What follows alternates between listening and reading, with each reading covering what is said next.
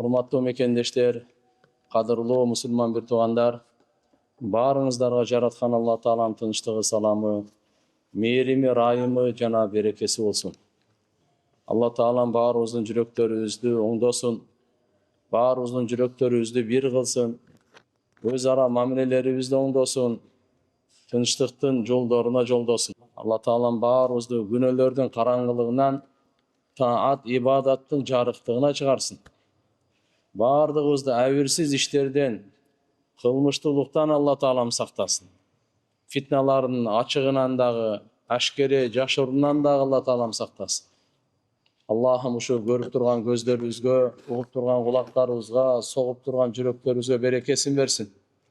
Балдарыбызга, кыздарыбызга берекесин берсин Алла Таалам. Баарыбыздын тообаларыбызды Аллахым кабыл кылсын.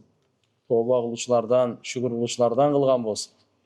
Өзүнө алкыш, мактоо айтуучулардан кылган болсун. Жараткан Алла Таалам неаматтарын кадырлаган, барктаган, неаматтарын туура иштеткен инсандардан кылсын. Амин. Агайын мусулман бир туугандар, сабагыбыз ахирет ааламына ыйман келтирүү. Ыймандын 6 фарызы, ошонун бири ахиретке ыйман келтирүү. Ахирет бу дүйнөдөн кийинки келе турган дүйнө. Ахиретте көп ашуулар бар, көп абал учурлар бар, көп деген бурум суроолор бар. Ким ахиретте бактылуу болсо, ал түбөлүктүү бактылуу. Ким ахиретте бактысыз болсо, түбөлүктүү бактысыз ал. Адам баласын Алла Таалам түбөлүктүү ахиретке даярданыш үчүн жараткан. Сиздерге, биздерге берилип аткан бардык мүмкүнчүлүктөр, байлыктар, жашоо, ден соолуктар, ушунун бардыгы ахиретке даярдануу үчүн, ахиретти куруу үчүн. Анткени инсан мусапыр. Күндөн күнгө өмүрү кыскара берет. Сааттан саатка, минутадан минутага, секундтан секундка чейин жүрөгүн соккону азая берет. Жараткан Алла Таалага жакындай берет.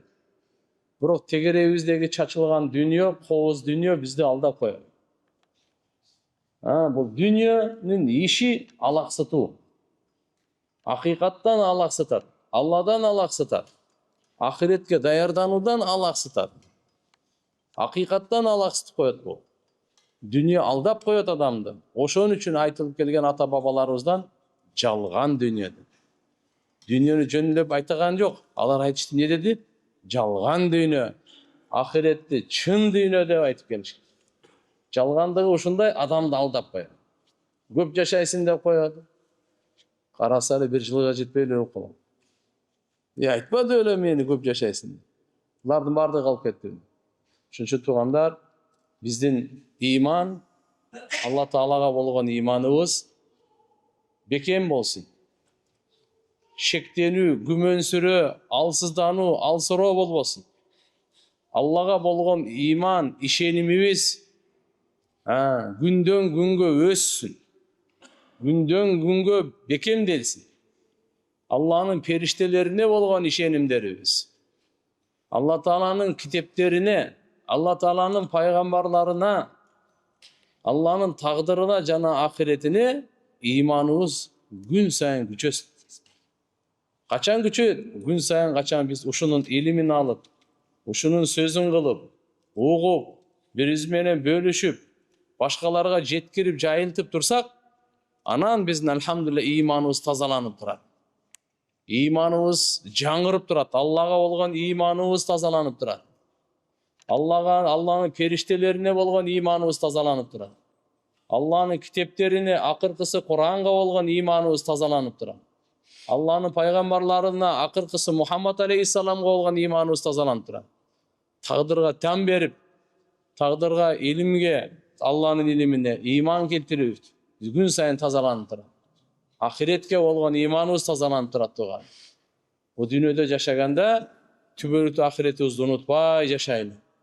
Байысак дагы, ишибиз жүрүшүп жүрүшпөсө дагы, бирок туугандар, Акыйкаттан алданып калбайлы. Акыйкаттан бекапар болуп калбайлы. Аны үчүн кандай десе, аны үчүн Куранды ачайлы. Кайсы китепти ачайлы? Интернетти ачайлы эмес, Куранды ачайлы. Пайгамбар саллаллаху алейхи ва салламдан хадис бар. Man sarrahu an yuhibba Allah wa rasulahu falyanzur fil mushaf. Aw kama qala alayhi salatu wassalam. Kimdi quvantırsa, Allah'ını жақшы көрүү, Allah'ın elçisi Peygamber Muhammed aleyhisselam'ı жақшы көрүү quvantırabı sizdi? Андай olsa Kur'an'da açыңыз деген. Анда Kur'an'da açыңыз. Kur'an sizge adaletlülükte aytат. Siz bu dünyaya gelgenге чейин не болгон ошону айтат. Siz кантип келгенсиз ушуну айтат. Эмне кылышыңыз керек ушуну айтат. Эмне кылбашыңыз керек ошону айтат. Кантип жашашыңыз керек Кур'ан айтат. Ахиретте өлгөндөн кийин эмне күтүп турат бул Кур'ан айтат. Ошон үчүн Ибн Масуд радыйаллаху анху айткан: "Адимун назар фил мусхаф." Силер Куранды көп карап жүргүлө деген. Көп карап тургула дейт Куранды. Себептен Кур'ан акыйкатты эскерте турган, эстете турган китеп. Кур'ан биз унутуп калганды эстетет. Адашуудан сактайт. Түз жолго бекемдейт. Кур'ан-ы Карим бул шек күмөндөргө шипа. Адамдын кумар, шахават бузулганына түрткү болгон напсы бар го, ошого шипа Кур'ан. Кур'ан нур да, райымдуу жашоону үйрөтөт. Ташбоор адам Кур'ан окуса, маанисине ой жүргүзсө райымдуу болуп калат. Ташбоор адам, залым адам тобага келет. Күнөөкөр адам күнөөсүн таштайт. Бузуку адам бузукулугун таштап оңолууга түшөт. Кур'ан ушундай китеп. Туура жолго жолдой турган китеп. Оңолууга жолдой турган, оңолууга чакырган, түптүз колуңан кармап эле бейишке киргизип кое турган китеп Кур'ан. Ошон үчүн агай мусулман бир туугандар, ошо Кур'ан-ы Каримде мына 6 ыйманды бекем айтат. Ар жеринде келет. Аллага болгон ыйман келтирүү, ахиретке болгон ыйман келтирүү, пайгамбар китепке, периштелерге кайра-кайра. Ар мазмундан Алла таалам. Бул фарзы айын. Ар бир мусулман эркек аялга фарзы айын бул. Жөнөкөй эле фарз эмес. Атаңыздын ыйманы бар, ошол балага ыйманына жетиштүү эмес ал. Бала өзүнүн ыйманына мээнет кылыш керек. Күйөөсүнүн ыйманы аялынын ыйманына жетиштүү эмес. Ага өзүнүн ыйманына мээнет кылыш керек. Бул андай бул нерсе туган ар бир адам, ар бир мусулман, ар бир эркек, ар бир аял өзү мээнет кылыш керек ыйман келтирейин. Мен атам алым эле, атам мындай эле, тигиндей эле, чоң атам мындай болгон. Ал өзүнү. Сизге эмне? Сиз эмне кылдыңыз? Алла сизден сурайт да. Сиз жалгыз Алланын алдына барасыз. Бирөө да бирөө менен жетелешип барбайт. Баласын көтөрүп барбайт энелер. Күйөөлөр аялын жетелешип алып барбайт. Ар бир адам жалгыз барат Алланын алдына. Ошон үчүн туугандар, ошол күн келет атат. Ал күн бар. Ошо ахирет ааламына ишенип, ошол жердеги bir martaba annas ala maratiba fi liqa'i rabbihim subhanahu wa ta'ala. Allah Taalaga joluğu da ar kандай martabada jolugat. Кейбір адамдар Аллаға жолугат, Алла Таала андан разы болуп жолугат.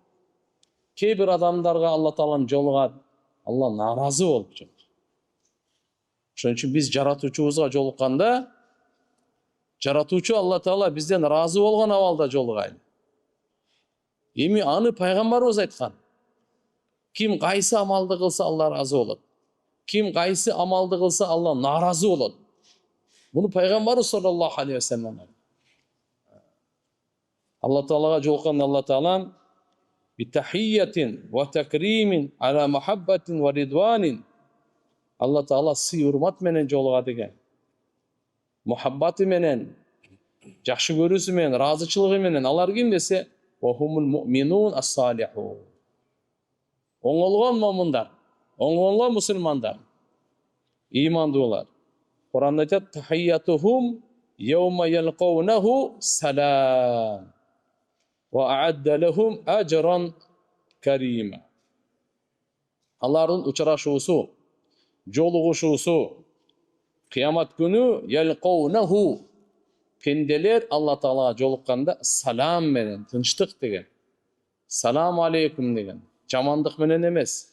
Жана Алла Таалаларга ажран карима, сыйлуу савапту даярдап койгон. Демек, бул жерде жараткан Алла Таалага жолугуу, Алла аларды сый урмат менен жолугат экен. Саламдашуу менен, тынчтык каалап, амандык каалап, айкөлдүүлүк жана белек берүү сыйлыгы менен эң биринчи жолугуу өлгөндөн кийин. Айша энебизден риваят бар. Бухари Муслимде келет, пайгамбарыбыз саллаллаху алейхи ва саллям айткан: "Ман ахабба лиқа Аллах, ахаббаллаху лиқааху." Ким Алла Таалага жолукканды жакшы көрсө, Алла дагы ага жолукканды жакшы көрөт. "Ва ман кариха лиқа Аллах, карихаллаху лиқааху." Ким Аллага жолукканды жек көрсө, Алла дагы ага жолукканды жек көрөт. Бул пайгамбарыбыздын хадиси. Бухариде келет, Муслимде келет. Айша энебиз айтты. Пайгамбарыбыз ушинтип айткандан кийинчи, "Қалат Айша радияллаху анха. Факулту я наби Аллах, акарахиятул маут, факулна якрахул маут." О Алла Тааланын элчиси, өлүмдү жек көрүү деп айтып кеттиңиз. Биз баарыбыз эле өлүмдү жек көрөбүз. Өлүмдү эч ким жакшы көрбөйт. Эч ким өлгөндү каалабайт. Эч ким өлгөндү каалабайт. Баарыбыз эле жашоону каалайбыз, жашайын дейбиз. Тез өлүп калбайын, эрте өлүп калбайын. Балдарым турат, досторум турат, кичине деп. Баарыбыз эле. Факуллуна якрахул маут. Биздин баарыбыз өлүмдү жек көрөт го. Факала саллаллаху алейхи ва саллям, пайгамбарыбыз жооп берди. Лейса кадали. Айша, сен айтып аткандай эмес деди.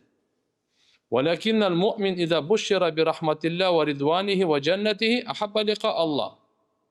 Момун адам качан куш кабарланганда Алланын райымы менен, разычылыгы менен, бейиши менен Алла Таалага жолукканды жакшы көрүп калат. Фа ахаббаллаху лиқааху, Алла дагы жолукканды жакшы көрөт. Демек, момун адамга кушкабар алдында ахирет бар. Саңа бейиш берилет, Алланын райымы берет, разычылыгы берилет. Өлүм өз учурунда келет. Просто сен ошол учурда Аллага жолукканды жакшы көрөсүңбү, жакшы көрбөйсүң? Ушул учурда мусулманга кушкабар келип, мага алхамдулилlah Алла Тааланын бейиши менен, разычылыгы менен, райымы, кечирими менен болуп атса, мен жакшы көрөм. Анда Алла да сага жолукканды жакшы көрөт. Эми ва иннал кафир иза бушира би адабилlah ва сахати, ал эми капырга Алланын азабы, Алланын наразычылыгы менен ага кабарланганда, бул Аллага жолукканды жек көрөт экен дагы. Алла да ага жолукканды жек көрөт. Муслимдер риваятында Айша энебизден: "Валакин иза шахусал басар ва хашраджал садр ва хшарал джилд ва ташаннажатил асаби фа инда залика ман ахабба лиқа Аллах, ахабба Аллах лиқааху, ва ман кариха лиқа Аллах, кариха Аллах лиқааху." Муслимдер риваятында мындай экен. Бул Аллага жолукканды жакшы көрүү деген, угуп алайлы туугандар, түшүнүп алайлы. Өлүм төшөгүндө дейт. Качан дейт? Өлүм төшөгүндө келип калганда, адамдын көзү чекчейип, көзү аңтарылып, шахусал басар, көзү аңтарылып кайра өзүнө келип аткан учур. Мына азыр бир аздан кийин жаны чыгат деп аткан учурда. Бирок эсине келип кетип турат. Ошол учурда Аллага жолукканды жакшы көрсө, Алла да ага жолукканды жакшы көрөт дейт. Ошол учурда Аллага жолукканды жек көрсө, Алла да ага жолукканды жек көрөт. Мына хадистин мазмуну ошол. Ушул жерде айтып атат, көкүрөктөн баягы өлүмдөн алдыңкы кырылдаган үн чыга баштайт.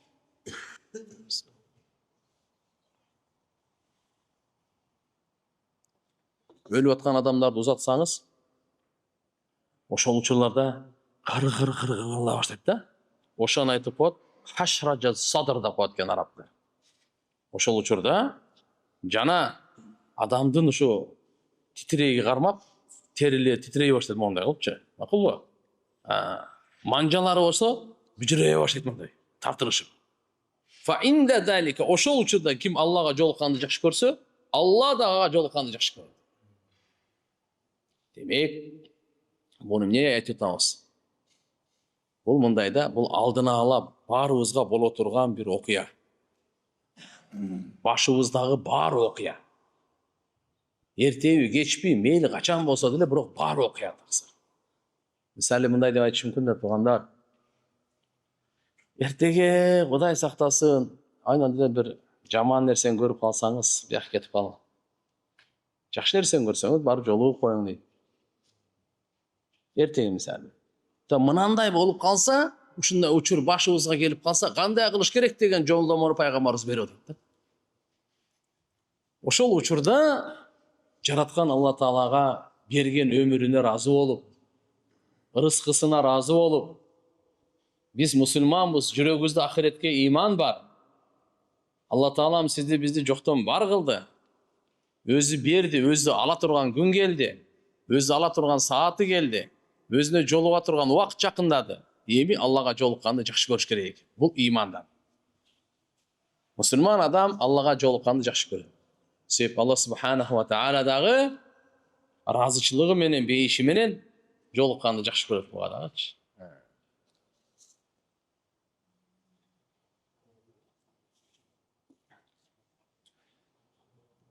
Пайгамбар саллаллаху алейхи ва саллям айткан: адамдын жаны чыгайын деп аткан учурда, ошол учурда тооба кабыл болбойт. Туугандар.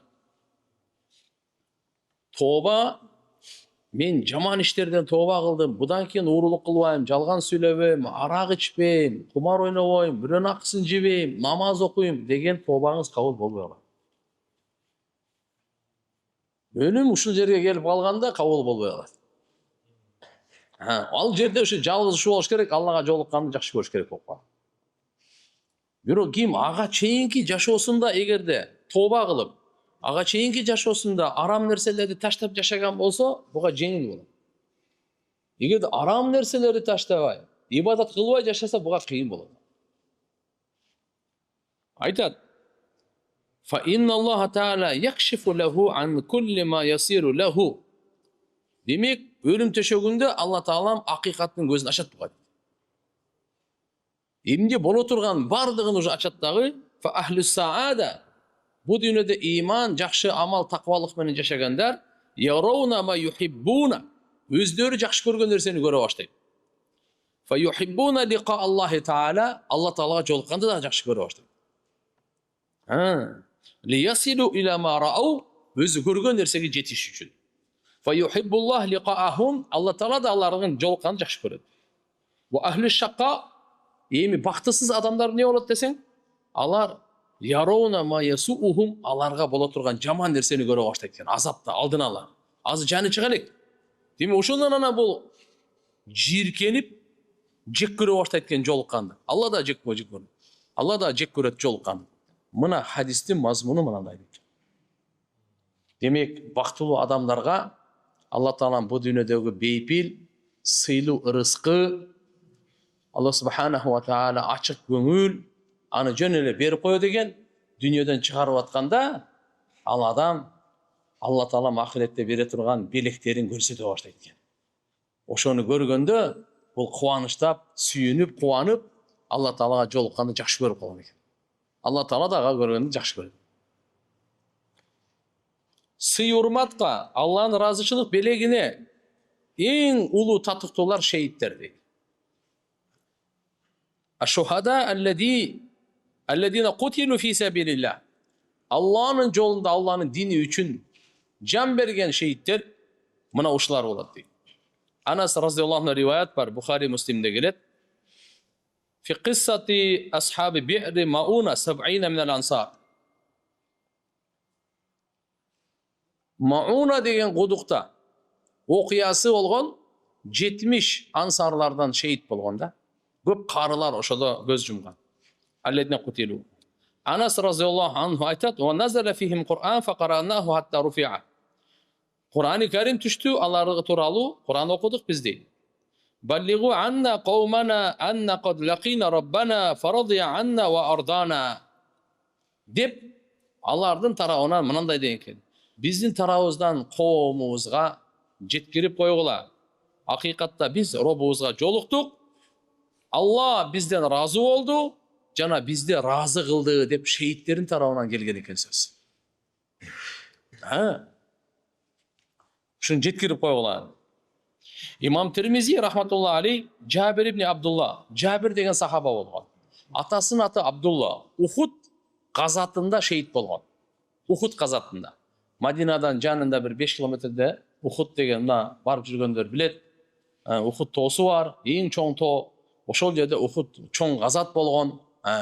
Ошол жерде, ошо чоң газатта 70 сахаба шейит болгон. Ошонун бири Жабир разияллаху анхунун атасы Абдулла.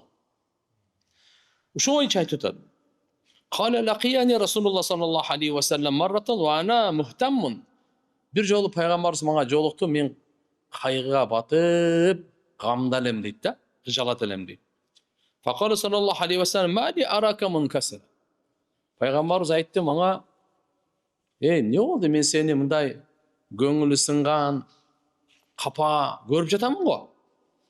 Дегенде факульту устушхида аби яума Ухуд. Мен айттым, Ухуд күнү атам шейит болду. Ва тарака айянан ва дайнан. Атам шейит болуп кетти, бирок бала чака таштап кетти, карыз таштап кетти дейт. Балдары жаш экен да, кыздары көп экен. Анан карыз дагы таштап кетти дейт. Атам шейит болуп кетти. Эми мен бүгүн азыр кайгырып атам. Bunun qarızını qanday төлөйм? Bir туғандарымы кантип карайм? Ошон үчүн мен кайгыга баткам. Пайгамбарыбыз айтты: "Ала убаширу бима лақияллах бихи абак." Мен сага куш кабар айтайынбы? Алла Таала атаңа кандай мамиле кылды дейт. Тиякташ. Атаңа кандай? Бима лақияллах бихи абак. Атаңа Алла Таалам кандай абалда жолукту деп атат. Куш кабарын айтайынбы деди. Культу бала. Жабир айтат, айтыңыз сөзсүз деп. Пайгамбарыбыз айтты: "Ма каннамаллах ахадан катту илля мин вараи хижаб." Алла Таала бир дагы пенде менен сүйлөшкөн эмес, бирок парданын аркасында сүйлөшкөн. Ва иннаху ахя абак факалламаху кифахан.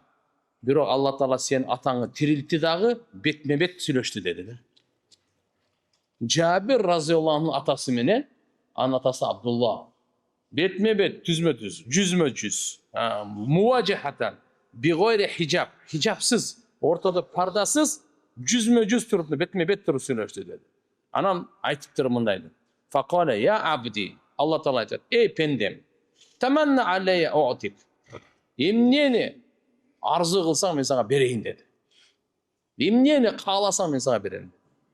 Атасы эмне деди айтайын? Алла Таалага мындай дейт: "Я Робби, тухини фа уктал санията." Менин арманым, мени тирилтсең, кайрадан дагы шейит болуп келейин деди. Себеп шейиттиктин ушунчалык улуу даражасын, улуу сый урматын Алла Таала периштелер аркылуу берип көрсөткөнүнөн анын арзу урматы, мечтасы ушул болуп атат. Мени дагы бир тирилт дейт. Мен экинчи жолу шейит болуп келейин.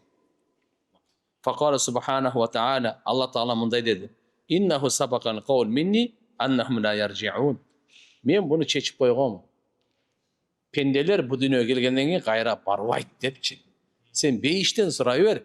Бирок сен ал болсо тирилтип тияка барып, кайра дагы жихад кылып, анан шейит болуп келейин деген ал болбойт.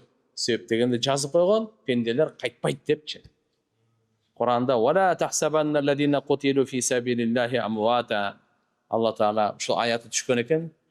Силер Алланын жолунда өлтүрүлгөн адамдарды өлүктөр деп, алар өлүктөр деп ойлобогула. Бал ахя, алар тирүүлөр, инда роббихим юрзакун. Алар өз робуларынын алдында ырыскыланып турушат дейт. Будан дүйнөдөн шейит болуп кетишти. Тиякта дагы Алла Таала машаалла аларга ырыскы берип турат. Мадина шаарында шухада Ухуд деген. Ухуд шейиттери. Анын арасынан пайгамбарыбыз саллаллаху алейхи ва салламдын авасы Хамза бин Абу Талиб разияллаху анху Хазрат Алинин бир туган агасы Хамза деген шейит болду. Саййиду шухада шейиттердин төрөсү ошол. Пайгамбарыбыз айткан буну. Хамза шейиттердин төрөсү депчи. Ошолор бардыгы 70-и ошол жерде көрүстөндү. Риваяттарда келет. Ким шейиттерге барып зиярат кылып салам айтса, шейиттер ал үчүн кыямат күнгө чейин Алла Тааладан күнөөлөрүн кечиримин сурайт экен. Магфираттын дуа кыласак, кыямат күнү. Ошон үчүн шейиттерди зиярат кылып туруш керек. Шейиттерге барып салам айтып туруш керек. Шейиттерге барып салам айтып турсаңыз, алар сизге магфираттын дуасын кылып турат экен. Магфираттын дуасы дегени, я Алла ошо мени зиярат кылып келгендин күнөөсүн кечир дейт экен да. Качанга чейин? Кыямат күнгө чейин.